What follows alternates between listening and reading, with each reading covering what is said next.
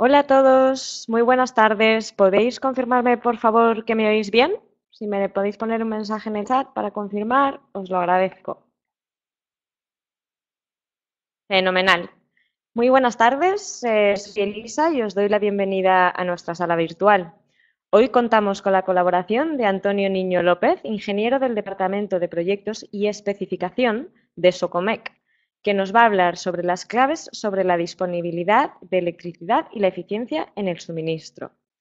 Como siempre, recordaros que para evitar problemas de conexión durante el webinar, por favor, os recomendamos que cerréis todos los programas de vuestro equipo que puedan estar consumiendo altos niveles de datos. Tanto la presentación como el vídeo se os mandará a todos por email en unas semanas. Podéis ir haciendo preguntas en el chat sobre la marcha durante la presentación y Antonio las irá respondiendo como vaya pudiendo.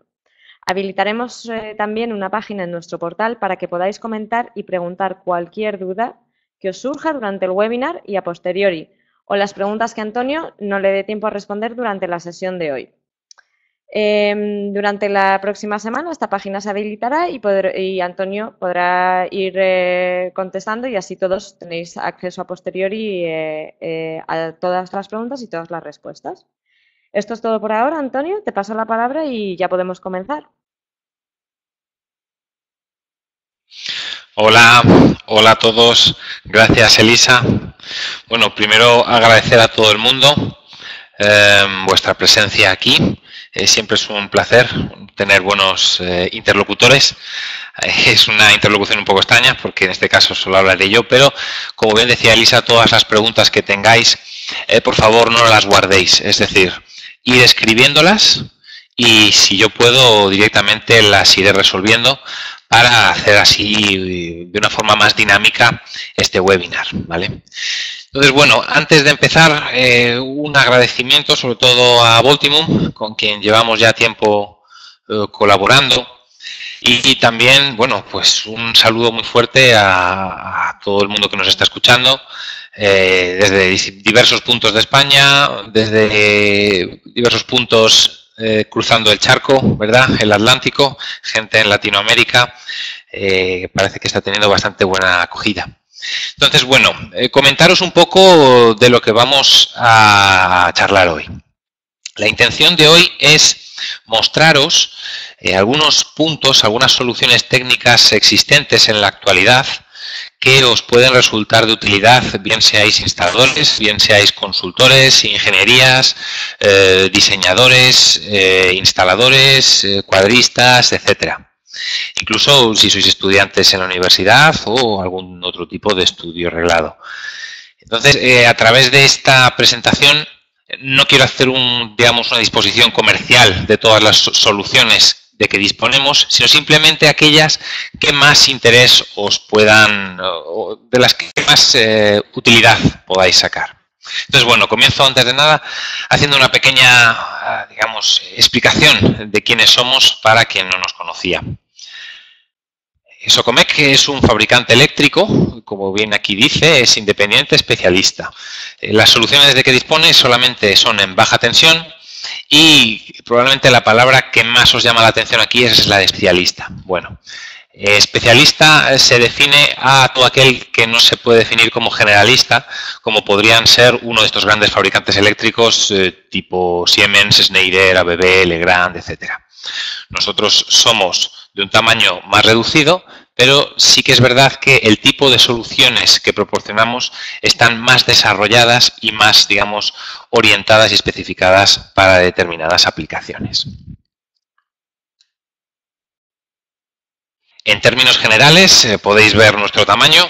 Somos unas 3.200, 300 personas alrededor de todo el mundo y la cifra que todo el mundo se fija a la hora de comparar empresas es precisamente el nivel de facturación que se tiene cada año. Bueno, nosotros estamos en la actualidad en aproximadamente 500 millones de euros facturados.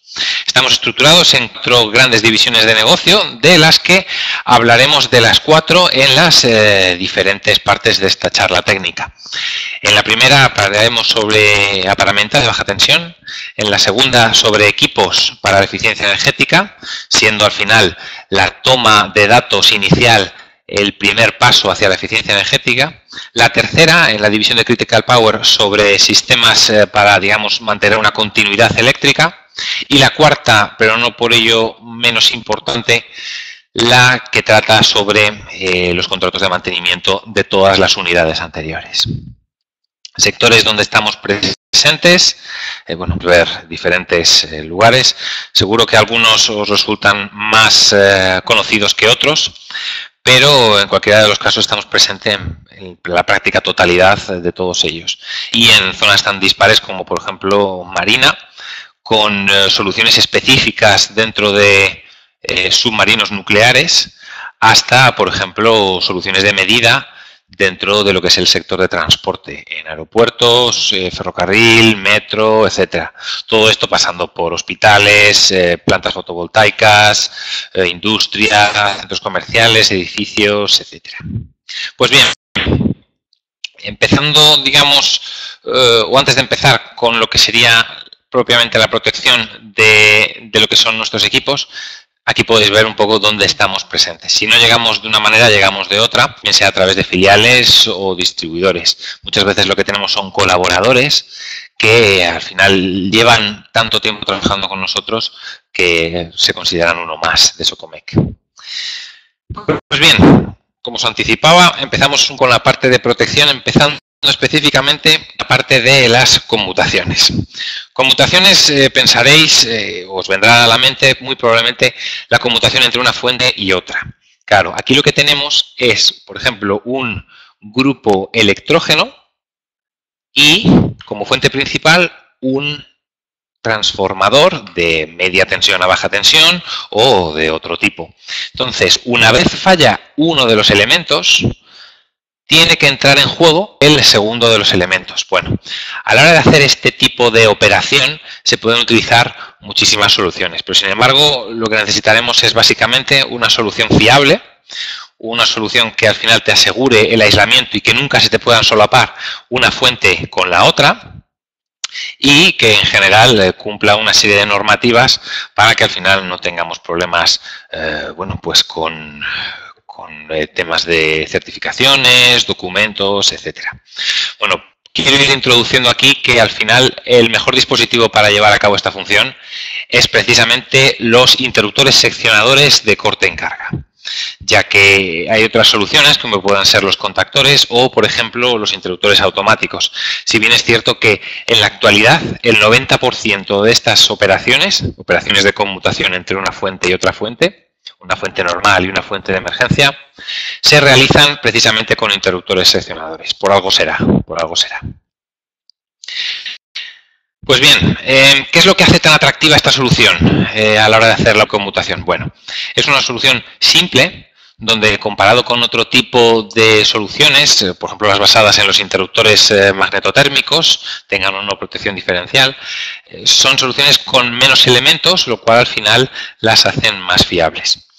Este es uno de los motivos. Sin embargo, yo creo que el motivo principal es el siguiente. Un dispositivo de protección, un magnetotérmico, ha sido diseñado para actuar un número determinado de veces a lo largo de su vida útil. ¿Qué es lo que ocurre? Que si a esta vida útil o durante esta vida útil le estás sobrecargando de operaciones, lo que estás haciendo es reducir la fiabilidad, o en otras palabras, aumentar la tasa de fallo de este interruptor automático magnetotérmico. Esto no tendría más problema si en el caso de que se produzca una conmutación, esta fallase por estar, digamos, sobre actuada y no se produjese la función de conmutación. Claro, el fallo viene en que si este fallo, en vez de producirse ahí, se produce durante despejar un cortocircuito o una sobrecarga, ya estaríamos hablando de un cortocircuito, un incendio, un fogonazo sobre una persona, etcétera. De esta manera, lo que nosotros preferimos es separar, digamos, la función de protección por un lado y la función de conmutación por el otro, para que de esta manera lo que tengamos es una solución segura tanto para las operaciones de conmutación como las de protección. Bien, a algunos de vosotros os resultará familiar esta fórmula, que es la fórmula que te determina la disponibilidad. Pues bien, esta fórmula, que es bastante genérica, al final solamente tiene dos grandes parámetros, que es el MTTR, tiempo medio entre dos reparaciones, y el MTBF, que es el tiempo medio entre que se estropea una vez y se estropea la siguiente. Claro, nuestro objetivo siempre va a ser que la disponibilidad esté lo más cercana a 1, y para ello lo que hay que conseguir es que este cociente sea lo menor posible. Para esto el MTTR será el menor posible y el MTBF el mayor posible. Es decir, en términos más llanos, que se tarde muy poquito en reparar el equipo y que el tiempo entre fallos del equipo se distancie mucho unos de otros en el tiempo, ¿vale? Tenemos estudios realizados y se ha llegado a la conclusión de que las conmutaciones basadas en este tipo de soluciones son las que más disponibilidad proporcionan a las instalaciones eléctricas. También la posibilidad de actuar manualmente sobre lo que es el circuito en caso de fallo de uno de los elementos y sobre todo el que esté probado y certificado conforme normativas internacionales que lo que te permiten es al final comparar dos equipos equivalentes. En el apartado de las conmutaciones, estos dos apartados son muy importantes. También lo que necesitaremos a la hora de que se produzca la conmutación es que esté actuando solo en el momento en que sea necesario, ¿vale? En las soluciones convencionales lo que encontramos es que en cuanto detecta que falta tensión, lo que hace es que actúa la conmutación, manda a arrancar al grupo electrógeno y lo que hace es dejar pasar la tensión proveniente del grupo electrógeno. Bueno, esto está bien, es una solución sencilla, práctica, pero que sin embargo es algo arriesgada porque no sabemos qué tipo de tensión está dejando pasar. La tensión que proviene del grupo es aceptable, son los 400 voltios, o son los 208 voltios necesarios en Latinoamérica, son los 480 requeridos. Entonces, es muy importante que nuestra conmutación sea capaz de discriminar quién tiene el primer apartado de protección y de tener una calidad buena en nuestra instalación. Lo que hace es, una buena conmutación es determinar si la tensión está dentro de los parámetros aceptables, si la frecuencia es aceptable, así como la posición del neutro y la rotación de fases, ¿vale? Entonces, el tener esto ya nos da una seguridad a la hora de tener una alimentación eléctrica a todos aquellos equipos que en principio no estén protegidos por una UPS, que como veremos adelante, lo que hace es generarte una red artificial completamente o en gran parte aislada de lo que es la red principal, ¿vale?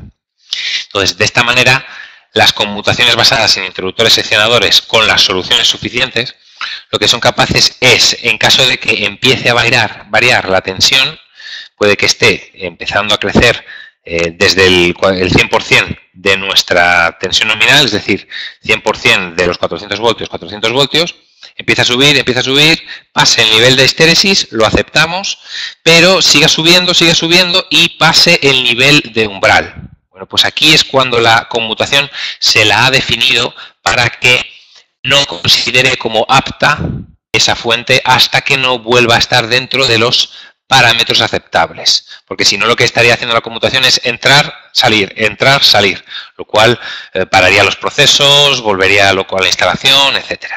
Pues bien, la red proveniente de esa fuente no volverá a ser aceptable hasta que pase, en este caso, el nivel de histéresis que le hayamos definido. Bien, el siguiente apartado que podemos ver es, más que lo que sería la calidad de la red, aquí entraríamos en lo que es una disposición o una arquitectura en el unifilar. Lo que se suele hacer en muchas de las ocasiones es la primera solución, la solución integrada, donde se utiliza los interruptores automáticos magnetotérmicos para hacer la función de protección y de conmutación. Como hemos visto, esto no es la solución ideal, ya que se está sobrecargando de número de operaciones a esos dispositivos que inicialmente han sido solamente diseñados para proteger. Entonces, esta solución se podría considerar como no óptima. La siguiente solución es, bueno, ponemos interruptores automáticos para hacer la conmutación e interruptores automáticos para hacer la función de protección, que es la función o disposición separada. De acuerdo, esto puede funcionar, sin embargo, estamos poniendo interruptores automáticos en serie, lo cual supone un problema, como bien sabéis, para el cálculo de la selectividad. Si viene un cortocircuito de una sobrecarga, ¿cuál va a saltar? ¿Va a saltar este o va a saltar este? Porque en principio el calibre de ambos es el mismo. Claro, este tipo de soluciones presentan este fallo, además del fallo que supone, digamos, el empezar a poner y duplicar equipos por todo el unifilar. Tampoco la consideramos ideal. La solución que consideramos ideal es aquella solución que proporcione protección, la proporciona, y que proporcione la función de conmutación. De esta manera tendremos una solución compacta, segura y sin necesidad de estar redundando equipos y equipos y equipos. Además, si nos vamos fijando en diferentes disposiciones que se pueden dar, lo que nos encontramos siempre es que, independientemente del tipo de arquitectura empleada, siempre conseguiremos reducir el número de elementos necesarios utilizando para esto conmutaciones basadas en interruptores seccionadores como de los que disponemos. Aquí lo veis, pero sin embargo, conforme vamos cambiando las arquitecturas y las disposiciones, bien sean con cargas críticas, no críticas, mantenemos, digamos, la función segura y económica y redundante, ¿vale? De acuerdo, esto es una pincelada de lo que son las conmutaciones basadas en interruptores seccionadores corta en carga, que son conmutaciones automáticas, ¿vale? Porque están motorizadas y son capaces de, cuando se detecta una variación de la red, como hemos visto antes, se actúe de forma automática. Para casos muy particulares, donde la criticidad de la carga sea máxima, podemos irnos a soluciones un poco más elaboradas. En este caso, lo que tendríamos, por ejemplo, son armarios construidos al efecto, ¿vale?, con cumplimiento de normativas específicas que te relacionan lo que es la paramenta de baja tensión dentro del cuadro con lo que es la propia envolvente, y donde, como podéis ver, aquí está nuestra conmutación automática, ¿vale? Lo que estamos haciendo aquí es hacer, digamos, una disposición en la conmutación con el siguiente esquema. Fijaros, en condiciones normales, la carga que está aquí estará alimentada de forma automática por la fuente principal, que es esta. ¿De acuerdo? Como toda conmutación automática, cuando esta fuente se salga de los rangos que le hemos definido como de calidad o de fuente viable, la conmutación automática, ella misma mandará a arrancar al grupo y lo que hará es, como toda conmutación automática, pasando por cero en la carga, mirar la nueva fuente de alimentación. ¿Por qué pasamos por cero al hacer la conmutación? Muy sencillo, porque en este caso hemos dibujado un transformador y una red, pero podría darse el caso de transformador y transformador. Como no tenemos la seguridad de que ambas fuentes estén sincronizadas, si se solapan o se superponen dos fuentes de alimentación de un trafo y de otro trafo que provengan cada uno de un centro de transformación diferente, las salidas de ambas pueden estar desfasadas, lo cual podría producir un cortocircuito, situación que queremos evitar a toda costa, ¿vale? Y aquí es donde viene, a partir de ahora, la, digamos, especialidad que tiene este armario de ATIS Bypass. Alimentando las cargas a través de nuestra fuente principal, a través de nuestra conmutación, cuando se trate de una aplicación, insistimos, muy crítica y por eso se haya instalado este tipo de armario, lo que podremos hacer es duplicar el camino desde el transformador fuente principal 1 hasta las cargas, habiendo abierto esta conmutación manual, y en el siguiente paso, el operador lo que hace es que aísla la conmutación automática sin que haya un paso por cero en las cargas, lo cual nos está proporcionando posibilidad de actuar sobre esta conmutación automática de forma totalmente segura, porque habremos aislado tanto aguas arriba como aguas abajo de la propia conmutación, y nuestras cargas, incluso las que no están alimentadas por UPS, no habrán visto un cero, ¿de acuerdo? Se puede dar el caso, o alguien puede pensar que, bueno, la ley de Murphy existe y puede que justo en este momento te falle tu fuente principal. No pasa nada, porque en este caso es el operador el que está haciendo el mantenimiento sobre la conmutación automática. De manera que en cuanto detecte o él vea que ha fallado la fuente principal, mandará a arrancar manualmente el grupo y a través de esta conmutación manual permitirá alimentar las cargas de nuevo. Esto es una, digamos, aplicación o solución más bien que se utiliza no en todas las ocasiones, porque sí que es verdad que implica un despliegue de equipos importante, pero sí que es verdad que cuando la criticidad y la aplicación a proteger sea, pues, insisto, crítica, es cuando tendrá sentido irse a este tipo de soluciones, ¿vale? Una solución parecida, aplicando el mismo principio, aplicando el principio del bypass, es precisamente la siguiente. Pero no ahora en el caso de fuente 1 y fuente 2, transformador y grupo electrógeno, sino en el caso en que tengamos que hacer este paso, o digamos, aislar nuestra carga o nuestro elemento crítico, que en este caso será una UPS, sin pasar por cero en la carga. Fijaros, aquí lo que tendremos es un interruptor seccionador compuesto por 3 interruptores seccionadores en realidad, y que están los 3 accionados de forma manual por una misma manera, que se puede colocar en las posiciones 1, 1 más 2 o 2, ¿de acuerdo? En la posición 1, la carga atravesará la UPS y estará completamente protegida por la UPS trabajando en doble conversión, ¿de acuerdo? Pero cuando, de nuevo, como antes, querramos aislar esta UPS sin pasar por cero en la carga, necesitaremos un equipo ad hoc preparado para esto. En este caso lo que se hace es, con este equipo, girar en el primer giro manual la maneta, activar la posición 1 más 2 y alguien podría decir, oye, me estás juntando esta red artificial, de red que después pasa a ser artificial a la salida de la UPS con la red que te viene de aguas arriba. Esto puede producir un cortocircuito. Efectivamente, podría ser así, pero el equipo dispone de un contacto avanzado de precorte que lo que hace es avisar a la UPS, ¿vale?, de que pase a bypass estático. Y de esta manera lo que se hace es que se solapan los caminos de alimentación tanto a través de la UPS como a través de la red, para que en el siguiente giro de la maneta, posición 2, se haya aislado la UPS, tanto aguas arriba como aguas abajo. Aquí tenéis una serie de referencias, creo que sea importante detenernos en ellas. Y a lo mejor sí empezar ya en lo que son otras divisiones de negocio. Encontramos, por ejemplo, la de eficiencia energética, donde quería mostraros, o no dejar de mostraros, lo que son o lo que suponen costes de interrupción de la energía eléctrica en lo que son diversos sectores. Fijaros, una parada de 1 hora de duración, lo que puede llegar a costar a diversos negocios. Por ejemplo, en una línea de producción de coches puede suponer un coste de 6 millones de euros a la hora. Claro, si multiplicamos esto durante un día, la cifra es inimaginable.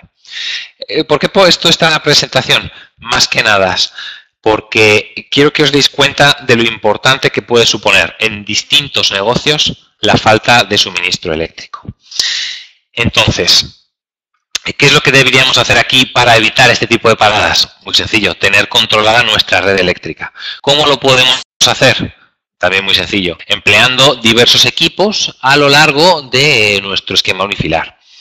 Por ejemplo, para cuando estemos más cerca de las cargas, utilizar contadores, analizadores de red cuando estemos en cuadros de distribución o en cabeceras de cuadros, y eso sí, cuando tengamos una línea que provenga de la acometida de la red eléctrica, un analizador de energía que sea capaz de determinar si, digamos, los parámetros de energía eléctrica que nos vienen son aceptables o no.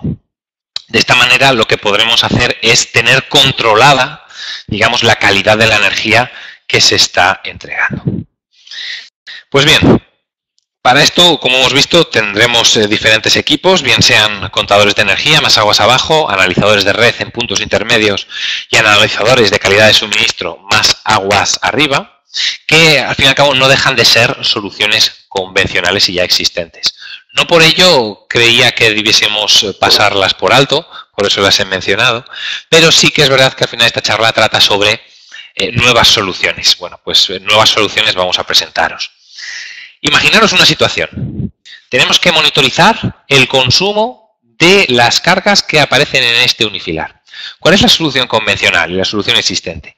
Sería instalar un analizador de redes o un contador de energía a cada una de ellas. ¿Esta solución funciona? Sí. ¿Se lleva utilizando tiempo? También. Es como, digamos, las conmutaciones que hemos hablado antes basadas en interruptores automáticos. ¿Funcionan bien? Sí. ¿Es la solución ideal? De nuevo pensamos. Fijaros, en una, digamos, carga cualquiera, lo que tendríamos que hacer es a cada uno de estos analizadores de red llevarle las señales de corriente de la carga, que vendrían de nuestros toroidales mal llamados transformadores de corriente con un poco más de rigor, las señales de tensión de la carga, la alimentación auxiliar y la comunicación. ¿Vale? Como hemos visto, si tenemos que irnos a un esquema como este, el número de cables, el número de señales, etcétera, se complica muchísimo y más aún aumenta la posibilidad de cruzar algún cable y que una conexión no esté bien hecha y después encontrar el error se complica bastante, sobre todo cuando ya estás en la instalación. Pues bien, existen ahora conceptos modulares o digamos conceptos de analizadores multipunto en vez de monopunto, donde lo que hacemos es, conforme tengamos mayores necesidades de medida, iremos instalando módulos de montaje en carril DIN modulares para determinar potencias, energías, consumos, desequilibrios, armónicos, decidme vosotros el parámetro en cuestión, al que o a los que habrá que ir llevando, eso sí, las señales. Sin embargo, aquí la estrategia, ¿cuál es? Fijaros. Imaginaos que tenemos que medir 3 puntos. Tendríamos que triplicar la solución convencional monopunto. Bueno, pues en este caso, lo que podríamos hacer es instalar una solución multipunto donde tengamos un solo display y podamos navegar por nuestras diferentes cargas y ver los consumos de forma local en la misma, y conforme cada una de las cargas pondremos analizadores o más bien receptores de corriente para cada una de las cargas. En este caso, esta disposición que tenemos aquí abajo es equivalente a la que tendríamos aquí arriba. La referencia de tensión, que diréis cómo la estás tomando, porque estos módulos de aquí solo toman la referencia de corriente, pues bueno, la referencia de tensión la tomamos una sola vez y aquí es donde está, digamos, la reducción en tiempo de instalación, reducción en cableado, reducción en, digamos, complejidad de la instalación, ya que estamos utilizando que esta carga y todas las que cuelguen en general de este cuadro están a la misma diferencia de potencial. De manera que en vez de tomarlas una vez y otra vez y otra vez, solamente tenemos que tomarlas una vez. Claro, estaréis pensando, bueno, la reducción de cables no es tan apreciable como pudiera ser deseable. Es cierto.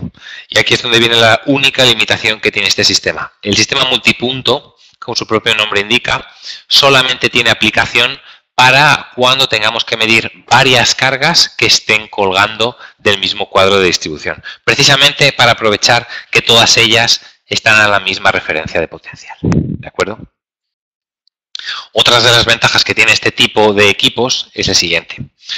Todos conocéis la solución convencional donde tenéis toroidales o transformadores de corriente para recibir la señal de la corriente de la carga. Sabéis que estos equipos tienen una determinada clase, ¿vale? La clase va en relación con el error que se comete a la hora de tomar esa medida. Una clase 1 significa un error de un 1% durante la medida. Clase 0,5 sería, por ejemplo, solamente un 0,5% de error a la hora de tomar la medida. Pues bien, Esto es cierto, por supuesto, pero lo que también es cierto es que la clase, así definida, solo viene dada dentro de un rango de corrientes, que es desde el 100% de la corriente nominal hasta el 120% de la corriente nominal.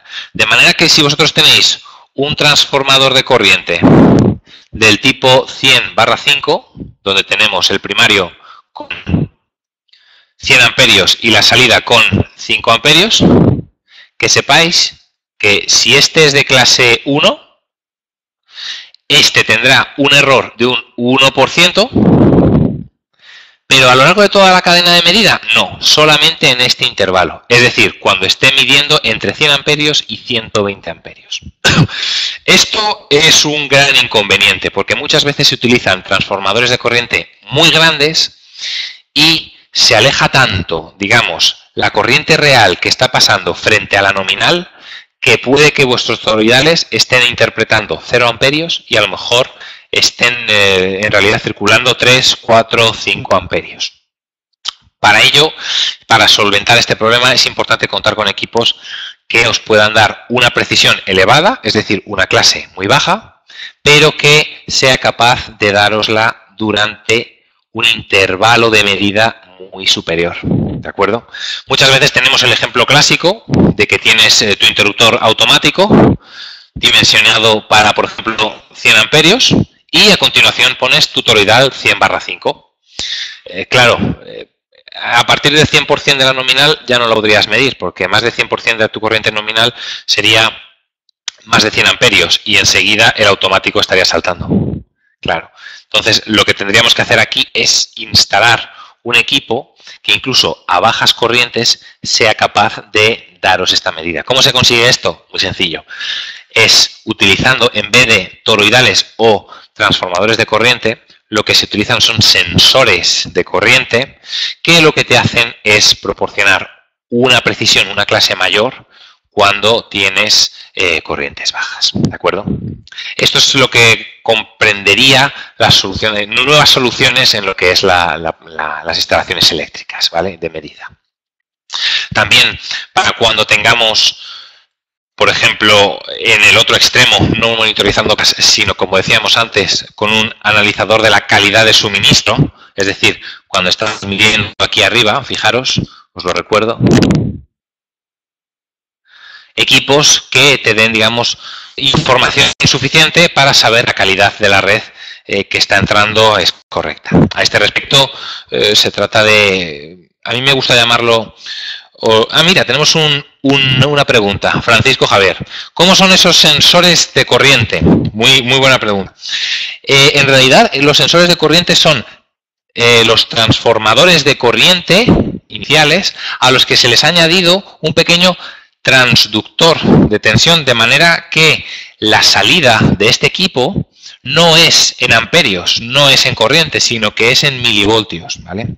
Al instalar, digamos, este equipo, lo que consigues es un aumento de la precisión, es decir, una reducción de la clase, y sobre todo que este rango de medición se mantenga no solamente hasta el 100% de la nominal, sino hasta el 2% de la corriente nominal. Tiene una serie de ventajas adicionales, os puedo enviar información adicional, que por ejemplo, en un toroidal convencional, cuando lo desconectas y sin embargo está pasando corriente por el primario, si no has cuidado del secundario puedes tener un susto.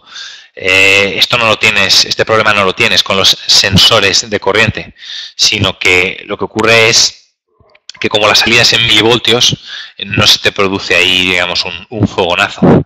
Ya sabéis, empieza a cargarse el transformador de corriente y puede dar un susto. Sí, el sensor viene todo ello integrado dentro del toroidal, que la gente llama, del transformador de corriente, efectivamente. De manera que ocupa muy poco espacio y sobre todo tenéis las ventajas anteriores, ¿vale? De acuerdo, os enviaré más información. Está en los mismos márgenes que lo utilizado en un PLC. No lo sé, un PLC como tal no toma medidas de corriente. Lo que hace es que se toma a través de un transformador de corriente. Entonces, sí, de 4 a 20 miliamperios, el PLC, imagino que sí. Bueno, continuamos. las preguntas en relación a esto las podemos ir viendo después, porque sí que algunas de ellas puedo con ellas, pero con todas por el tiempo que disponemos, pues no me va a dar tiempo. Solamente indicar, para terminar esta línea de negocio, analizadores de calidad de suministro. Para que os quedéis con ello en la mente, una idea grande es, son equipos capaces de registrar, equipos de clase A, todas aquellas perturbaciones que provengan de la red, es decir, del Iberdrola, del Endesa, del Red Eléctrica de turno, y que quede registrado dentro de lo que es la normativa vigente al respecto, que es la N 50160, que lo que te permite es monitorizar que efectivamente la red está entrando de una forma correcta. Disponemos aquí de una serie de referencias, pero simplemente para que las conocieseis. Bien, la siguiente y última división de la que quería hablaros es precisamente sistemas de alimentación crítica. Francisco, no sé si tienes alguna duda más.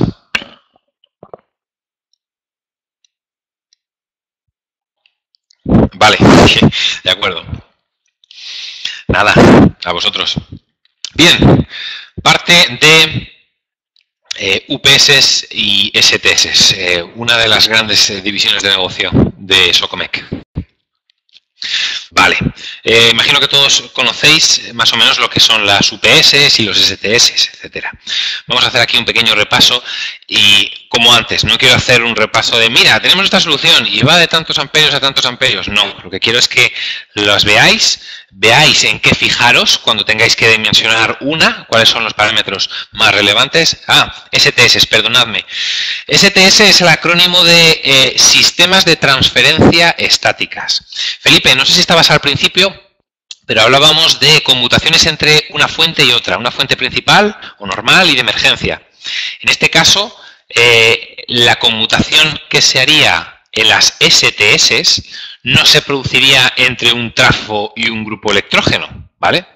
Porque el propósito de la STS, lo veremos a continuación, es el de proporcionar una conmutación, entre comillas, ultra rápida, que en la mayoría de las ocasiones está su tiempo de conmutación por debajo de lo que son 2 milisegundos, de manera que ninguna de las cargas que tengamos aguas abajo se ve afectada.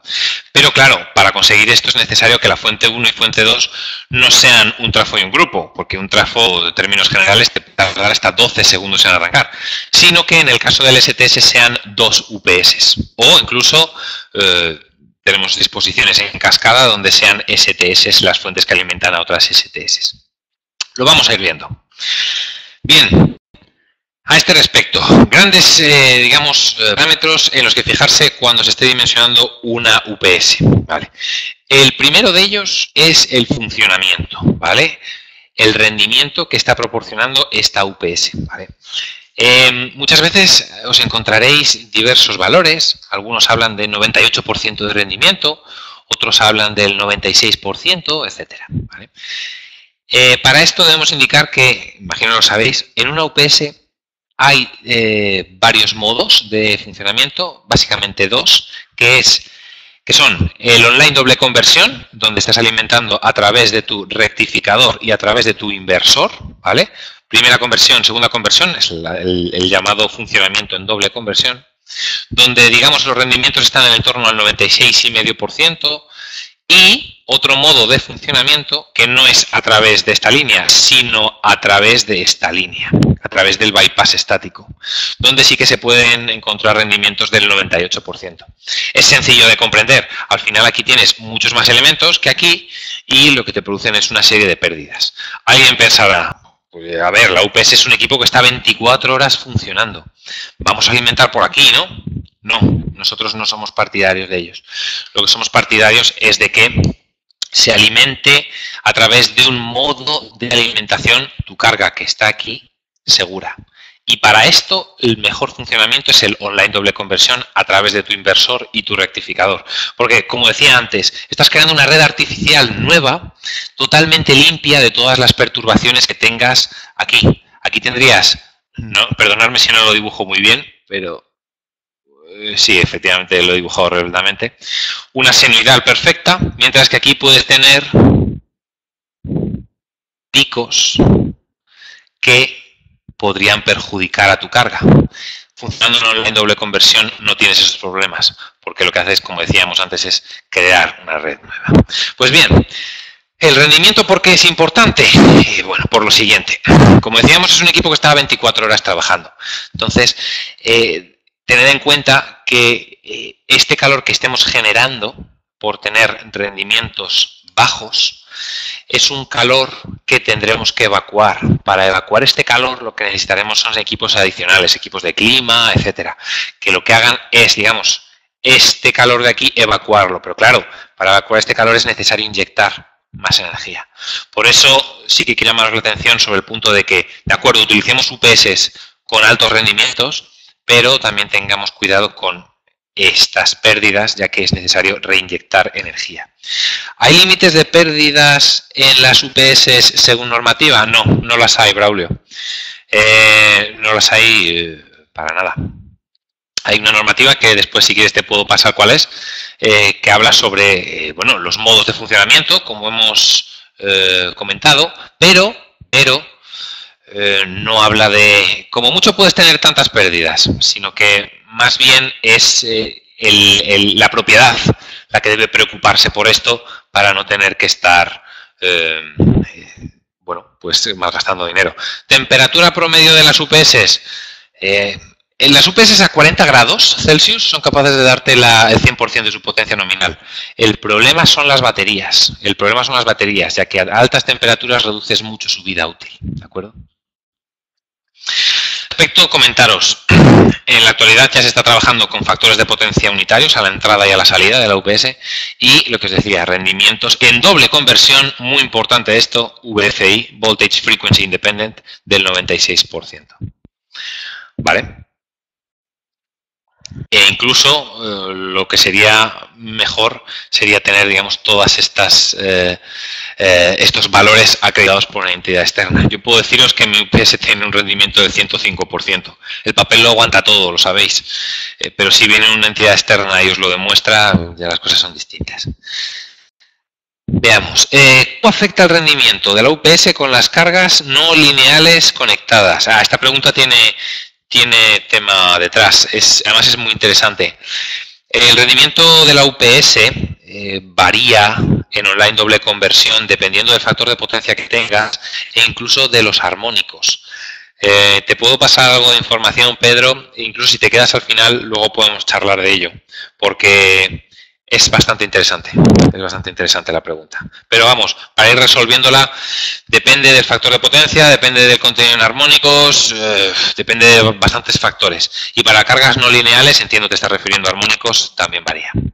Bien, UPS, ¿qué también es importante fijarse a la hora de elegirla? Bueno, que tengas un rectificador que sea capaz de reinyectar aguas arriba, tasas de distorsión en corriente hacia aguas arriba, inferiores a valores determinados, y por otra parte, hacia aguas abajo, que las tasas de reinyección, esta vez de armónicos en tensión, también estén controladas. Para esto lo que conseguiremos, para esto lo que utilizaremos bien son IGBTs, y lo que conseguiremos es, primero, que la UPS te actúe como un filtro independientemente del tipo de carga que tengas, y por otro, que la distorsión que le produzcas a la carga a través del empleo de tus IGBTs, que al final es ineludible, sea lo menor posible. ¿De acuerdo?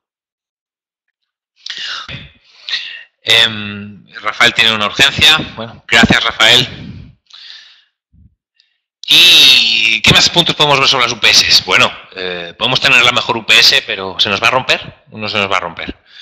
A ver, estadísticamente, como habéis visto antes, están los términos de disponibilidad de MTBF y MTTR, ¿vale?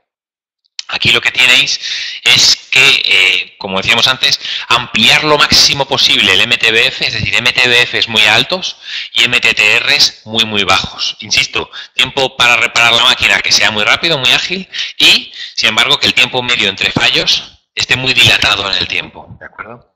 A este respecto, comentaros. En la actualidad, las UPS que se están desarrollando desde Francia, desde Italia, en Socomec, son UPS que son capaces de entregarte valores en online doble conversión. de más de 300.000 horas al año, perdón, más de 300.000 horas, punto, porque es un parámetro estadístico, y en bypasses estáticos de más de 10 millones de horas. ¿De acuerdo? Dice, una duda, la distorsión en la salida es definida por la carga. ¿Cómo es posible que la UPS tenga un límite de distorsión en la salida? Bueno, porque, a ver, no es que tenga un límite de distorsión en la salida.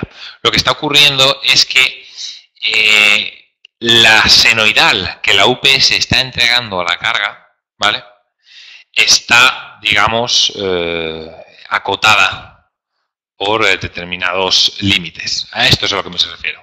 Sí, se está grabando, luego lo tendréis visible.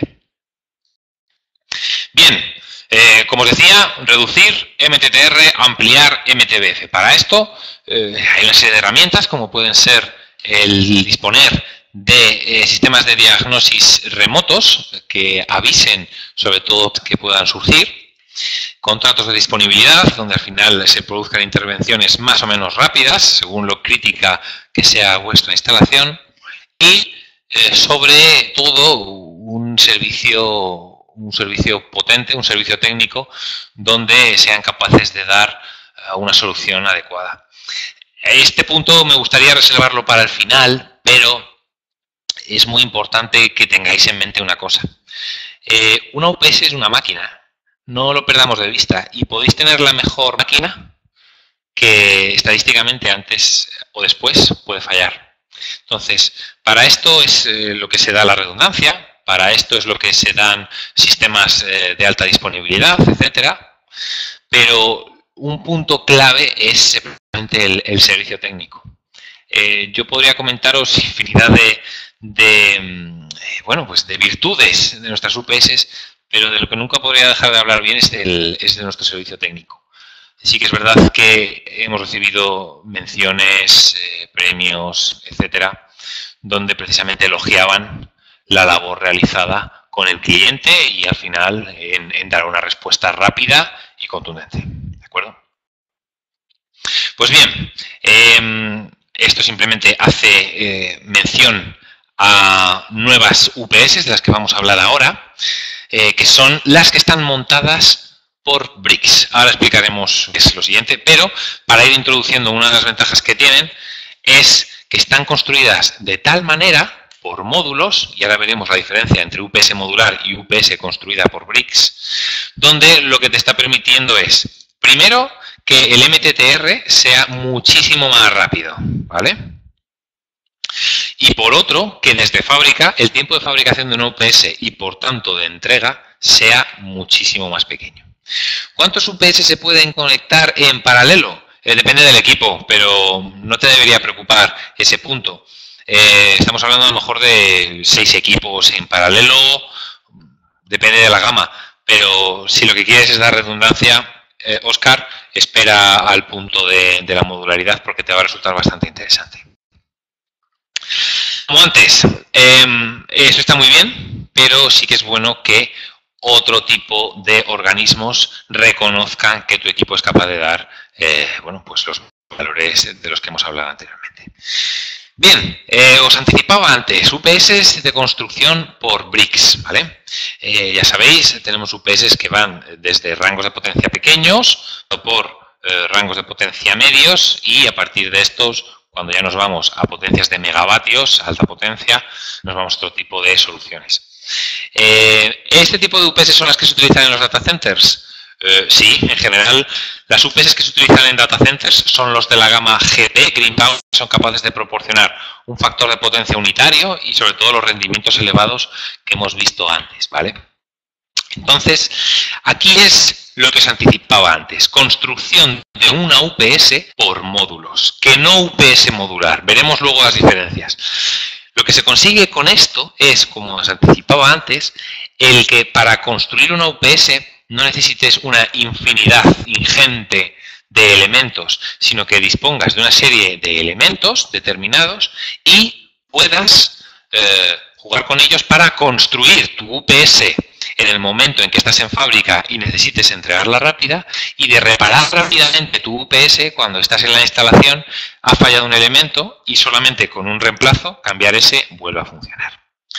¿Cuál es el grado IP máximo que podemos tener para procesos industriales? Bueno, tenemos una gama específica, Arturo, para aplicaciones muy industriales, que es el Masteris IP Plus, de hecho aquí está introducido, donde tenemos equipos, para que te hagas una idea, trabajando en acerías llenos de polvo, es decir, entornos muy agresivos, muy duros, en plataformas petrolíferas, etcétera, con tarjetas marinizadas, tropicalizadas, IPs muy elevados que te permitan que la UPS esté funcionando de forma continua, sin fallos y de una forma segura, ¿no?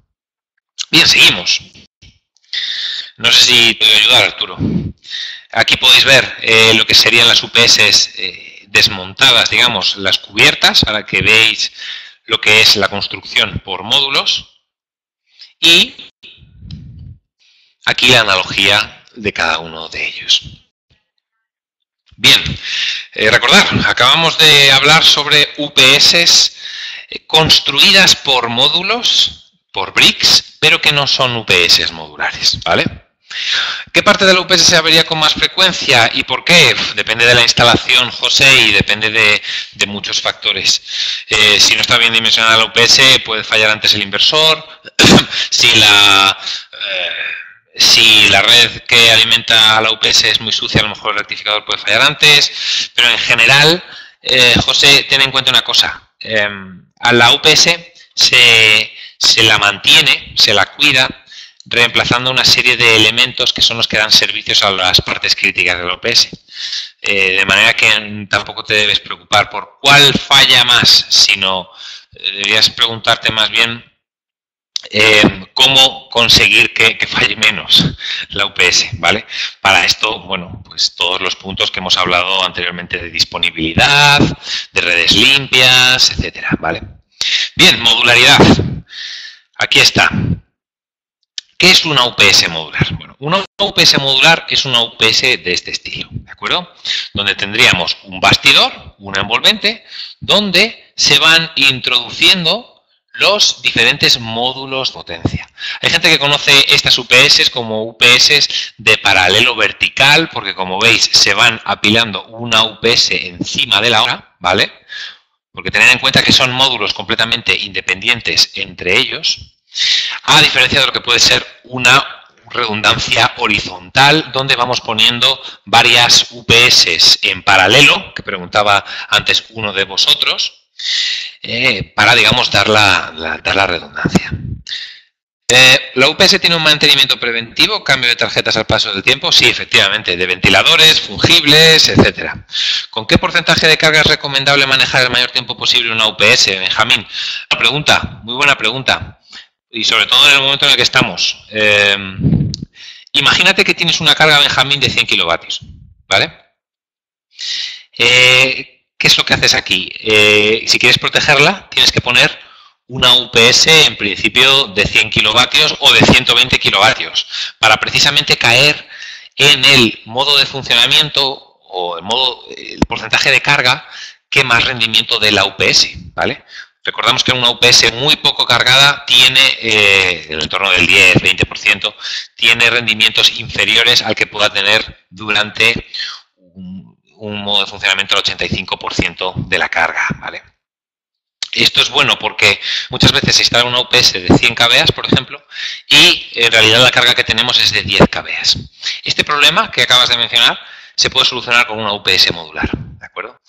Imaginaros que tenéis esa carga de 100 kilovatios de la que estábamos hablando y necesitamos alimentarla de una UPS porque es una carga crítica. Bueno, podemos utilizar una UPS modular donde tengamos módulos de 25 kilovatios, ¿vale? Los vamos poniendo en vertical, aquí tendríamos uno, aquí tendríamos otro, aquí tendríamos otro.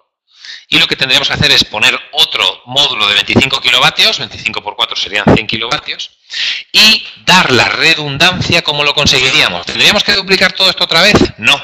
Lo que tendríamos que hacer es poner un módulo adicional de 25 kilovatios, de manera que nuestra potencia instalada es 125, estamos dando la redundancia, Y a diferencia de lo que sería la redundancia con un paralelo horizontal, donde tendríamos que montar 200 kilovatios para dar esa redundancia, vemos que sale más económico dar redundancia con una UPS modular.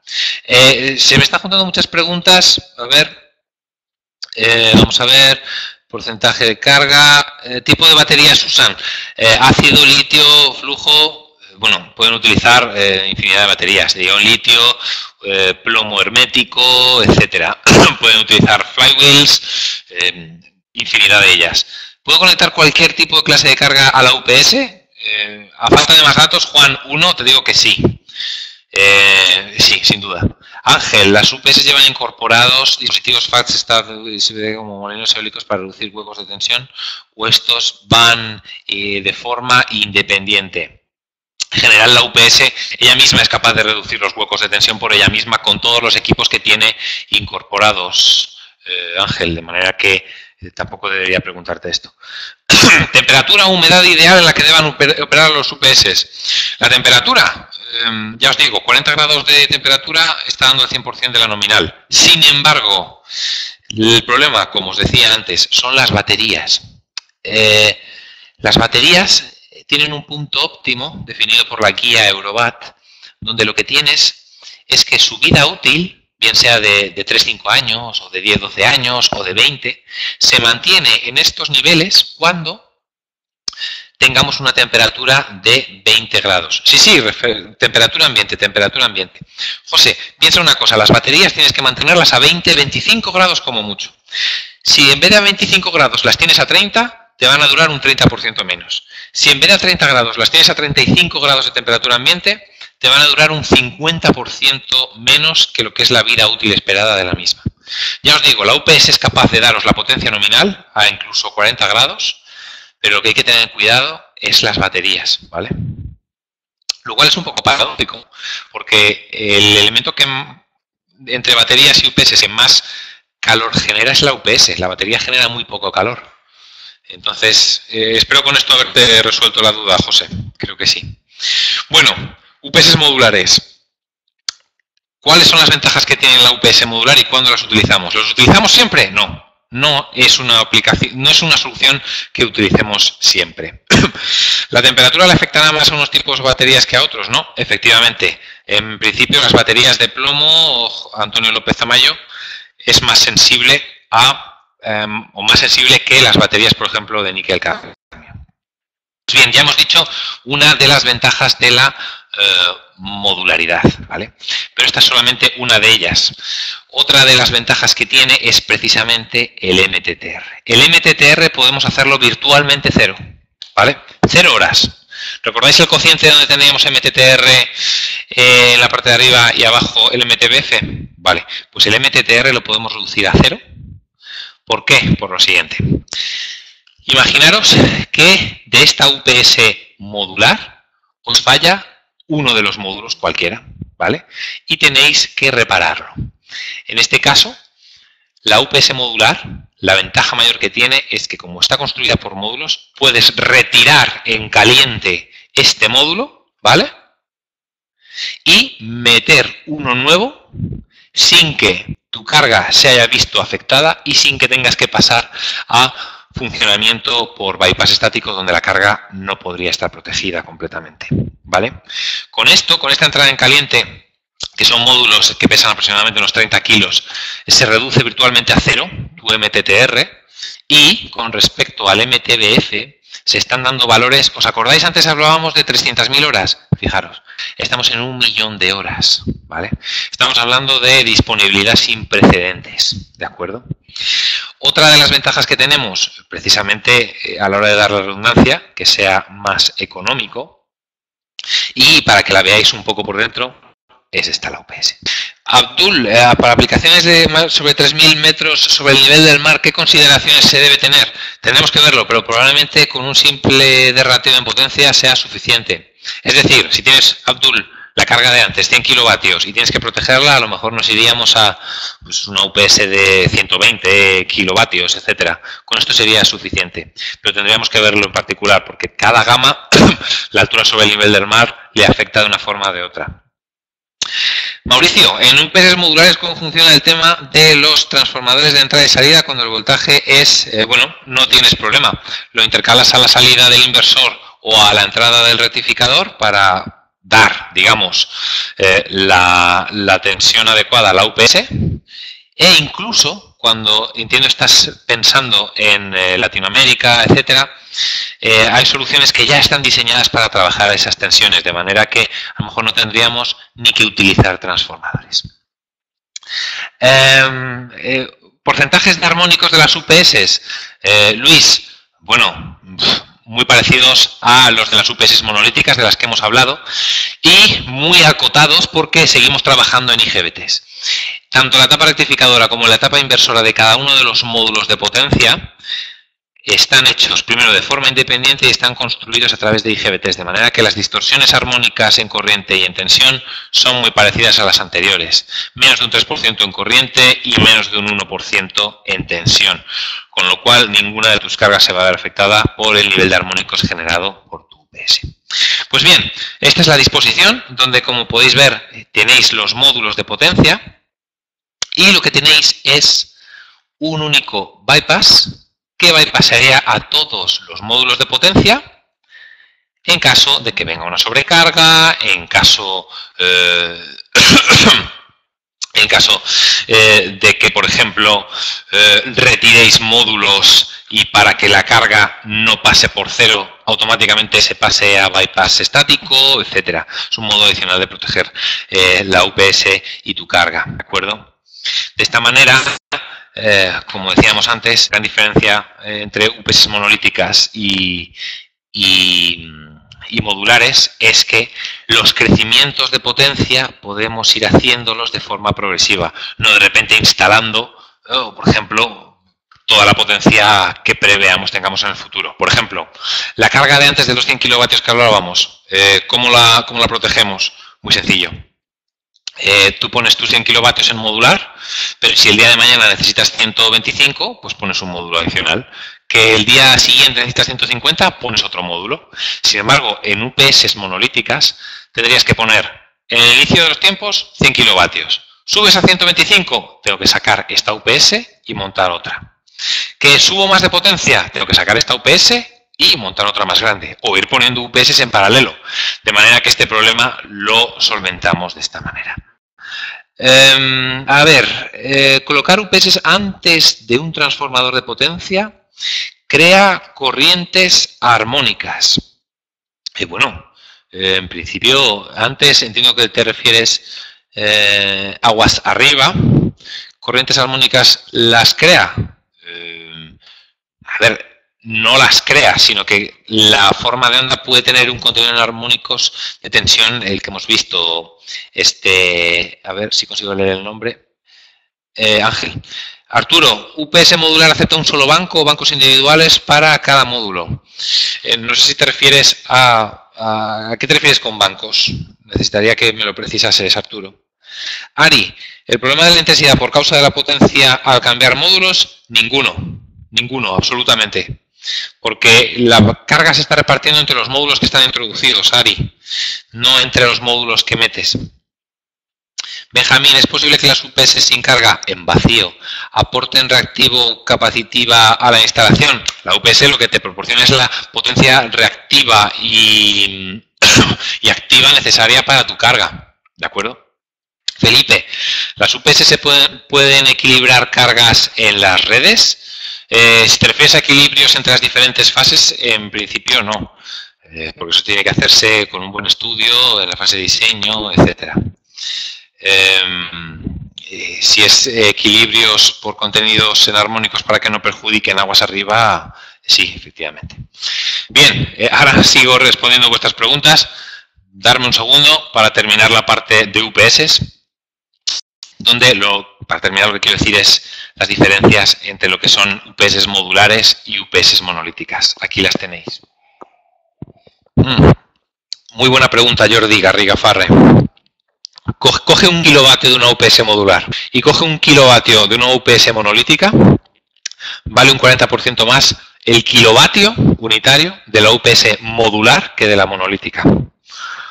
Por esto decimos básicamente que no es la solución a todas las aplicaciones. Es la solución cuando esperes incrementos de potencia, es la solución cuando quieras dar redundancia de una forma más económica, es la solución cuando quieras tener soluciones más compactas, con MTTRs más bajos y MTBFs más altos, etcétera. ¿De acuerdo? Bien, y antes al principio de la ponencia estabais preguntando sobre los STS. Ángel Santos. Puede no, de hecho lo hace. Hay cargas con un contenido en armónicos muy elevado, donde lo que tienes es, bueno, pues, por ejemplo, típicamente iluminación. La iluminación tiene un contenido en armónico muy elevado. Lo que podemos hacer es utilizar la propia UPS, además de darle, digamos, seguridad y que no caiga la carga en caso de que desaparezca la fuente principal, que digamos las distorsiones armónicas generadas por tu carga, que es la iluminación, no afecte a otras partes de la instalación. Tranquilo, Javier, nos quedan 5 minutos, 10. Queda la parte de STS que también puede ser bastante interesante. Fijaros, STS, como os anticipaba, STS, Sistema de Transferencia Estática, Static Transfer Switch, que lo que te hace es, entre una fuente 1 y una fuente 2, que son dos BS, lo que tienes es un sistema de conmutación entre estas dos fuentes ultra rápido, que en caso de que te falle una, automáticamente conmuta a la otra y tu carga no se ve afectada. Por ejemplo, imaginaros que esta UPS y esta UPS, bueno, pues os falla la UPS de color verde, por los motivos que sean, ¿de acuerdo? Aparece un fallo en esta UPS, pues bien, vuestros STS detectarán el fallo en vuestra fuente 1, es decir, en vuestra UPS 1, y lo que harán es conmutar ellos automáticamente a tu UPS 2, ¿de acuerdo? Fijaros, aquí se estaba alimentando por la fuente 1, que era la verde, detecta que se sale de los parámetros de tensión, de alimentación correctos, y lo que hace es inmediatamente conmutar a la fuente 2, que es la UPS 2, que es esta, para que no haya ninguna interrupción en vuestra carga. Esta es la aplicación que realiza el STS. ¿Solamente es capaz de solucionar problemas de cargas que vengan aguas arriba? Es decir, de cargas de alimentaciones provenientes de la UPS. No. También es capaz de, en caso de que sea una de las cargas la que os esté dando problemas y tengáis una disposición así de protegida, lo que hace este equipo es lo siguiente. De acuerdo, se genera una perturbación de la carga que podría extenderse, fijaros, por las conducciones, por el cableado, por los embarrados, al resto de cargas. Bueno, pues lo que se hace es lo siguiente. La STS que estaba alimentando la carga dañada mantiene la apertura a través de la fuente 1, ¿vale?, proporcionando corriente suficiente para que el dispositivo de protección, el automático, el interruptor magnetotérmico, el fusible en cuestión, tenga energía suficiente para abrir y aislar esa carga, ¿vale? Además, lo que hace es que se queda bloqueada con esta fuente principal, esta STS1, ¿de acuerdo? De manera que el resto de cargas que te cuelguen de tu STS1 se vean no afectadas. Y las STS que estén alimentando otras cargas, lo que hacen es que conmutan automáticamente a la fuente 2. ¿Y por qué hacen esto? Pues muy sencillo.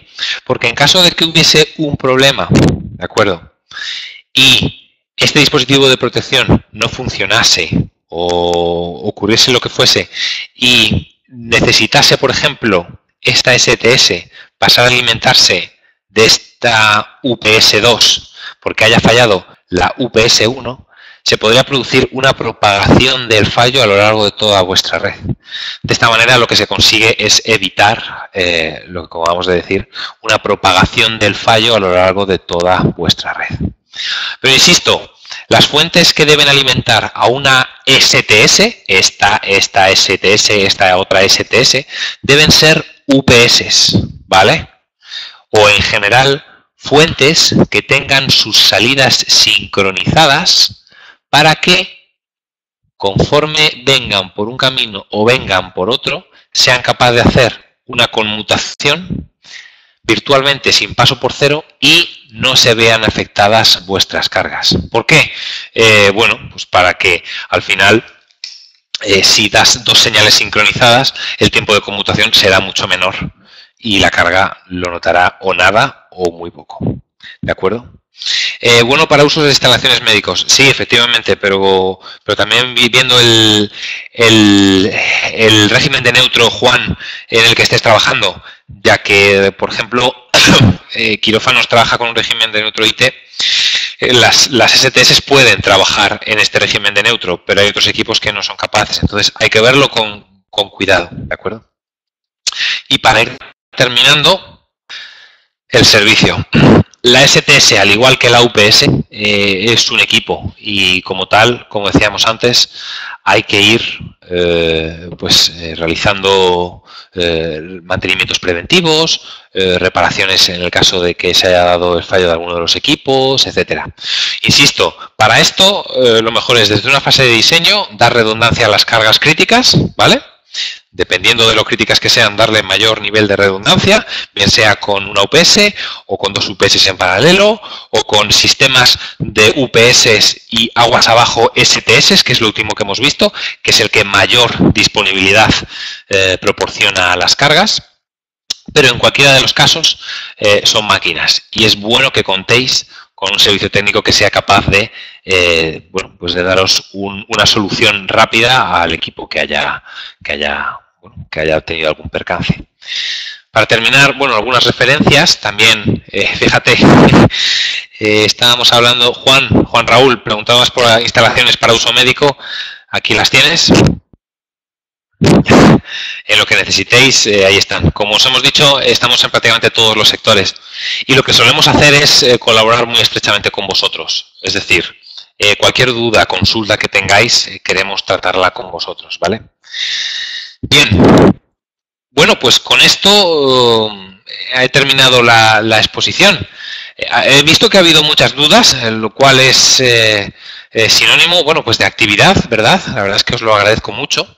Además es siempre interesante porque a lo mejor otras personas que tenían tus dudas y no te atrevías a plantearlas, pues se plantean y se pueden resolver.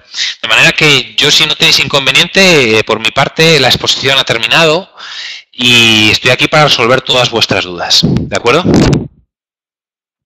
Veo que hay 10 personas escribiendo simultáneamente. Muchas gracias a todos.